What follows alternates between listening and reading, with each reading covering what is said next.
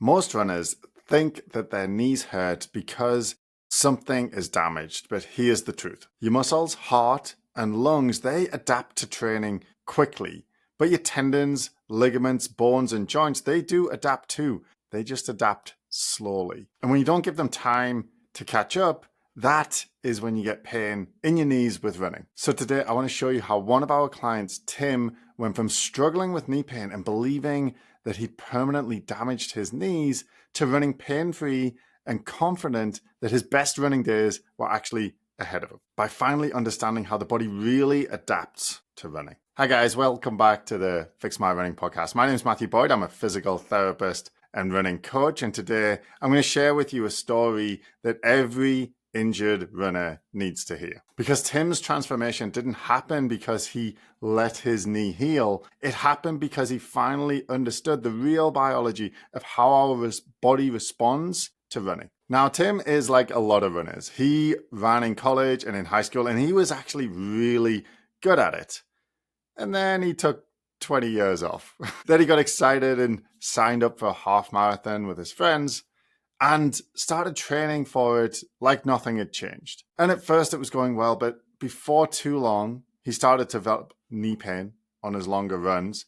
And then it got worse and worse until eventually he couldn't really do his long runs. He couldn't do his fast runs. And he did manage to get through the half marathon, but he had a miserable day and he was in pain the whole time. So he did what most runners do. He went to the doctor, he went to PT, he rested, he got a brace, he did some strength exercises, but really the main thing is that he just backed off because he believed that when he was younger, he must have permanently damaged his knees and now he was paying for it. He assumed that he'd worn away the cartilage, that he'd done some sort of damage, and he felt like maybe I just ran too much when I was younger. And that belief, that fragile knee story, that's the real problem here. Because that belief is what was going to keep him stuck. Now, the world tells us that running is bad for our knees, that all that pounding wears out the joints, that we're going to need knee replacements, that it causes arthritis. But none of that is true. Running doesn't destroy the body. Running makes the body stronger and more resilient and healthier. It adapts to the training. The body adapts to running if you train it properly. The real problem is that runners overload tissues that aren't prepared for what they're doing. And then they blame the running for why they get pain. Now, Tim was scrolling through Instagram one day and something caught his eye, one of my posts, because he'd never considered that his tendons and ligaments actually adapt to the stress of running, as well as his muscles and his cardiovascular system. And this is something that a lot of runners don't realize. Yes, when we train, our muscles get stronger. They have more endurance. Our heart and lungs and cardiovascular system adapt and our fitness improves. This is called adaptation, or more commonly the training effect. But it also applies to tendons, ligaments, bones, and even joint cartilage. These things are living tissues. They can also adapt to stress. They can adapt to the running to become stronger and more resilient if they are loaded correctly. And once Tim heard that, something clicked. He didn't need to rest. That was making it worse. He didn't need a brace. He didn't need injections or surgery. What he needed was a plan that respected the real way that the body adapts to stress. So we made that plan for him. First, we fixed his form. We brought his cadence, the amount of steps he takes per minute, up from the 150s into the 170s. More steps per minute, spread the load over smaller steps, so there was less impact per step.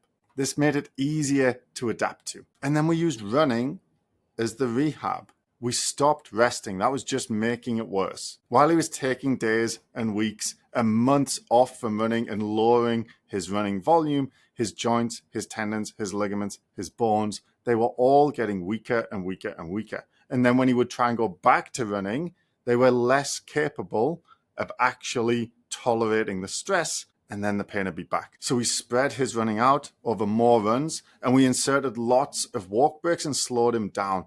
This was actually very difficult for Tim because he saw himself as that collegiate athlete that he was, but he was trying to train where he used to be instead of training where he is now. We had to respect where his body was telling us it is now and work towards his primary limiting factor, which was the structural resilience of his knees. That's what we needed to target in our rehabilitation. And those walk breaks during his runs gave the knees a little rest, so the mechanical load, the mechanical stress wasn't building up throughout the run. Every time he took a walk break, they would get a little break. So although it was a little humbling for Tim to have to do this, he trusted the process, he stuck to the plan, and then he did the work. And as the weeks passed, his knees started to adapt. The pain started to go down and the running started to go up. We were able to slowly but surely increase his running every week and see the pain going down. And by the second month, his pain was all but gone.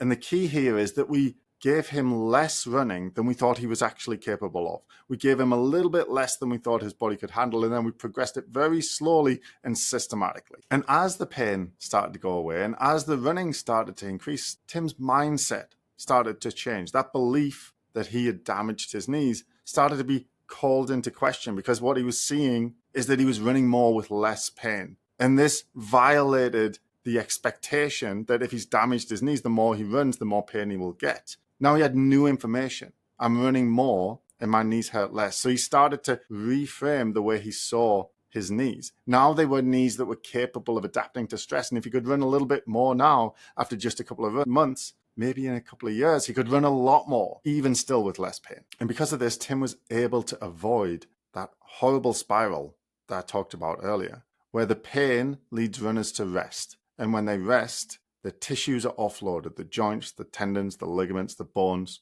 they are rested, they get weaker, they lose their resilience. That means when they try and run again, then they are trying to run on tissues that are weaker.